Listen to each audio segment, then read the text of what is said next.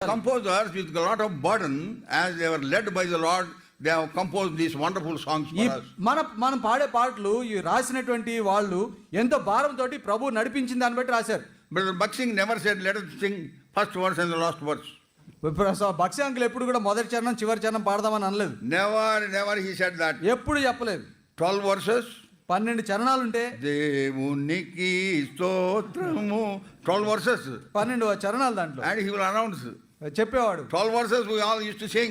12 చరణాలు పాడేవాడు. Another song 10 verses.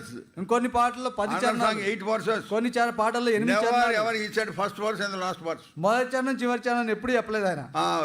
Recently in America, ఈ మధ్య అమెరికాలో brother was announcing like this. ఒక సోదరుడు ప్రకటన చేస్తున్నాడు. Since we don't have any time, shall we sing the last verse of the song? సమయం లేదు కాబట్టి పాటలో చివరి చరణం పాడుకుందాం అన్నాడు. I really got shocked.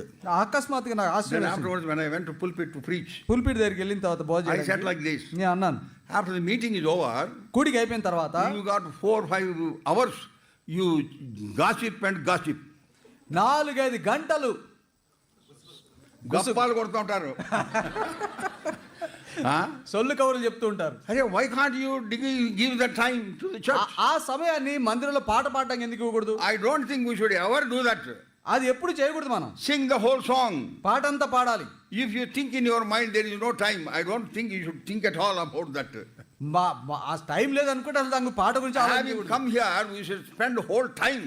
ఇక్కడికి వస్తే పూర్తి సమయాన్ని ఇక్కడ గడపాలి. Spiritual exercises. ఆత్మీయమైన కార్యకలాపాల్లో Sing full song. పూర్తి పాట పాడాలి.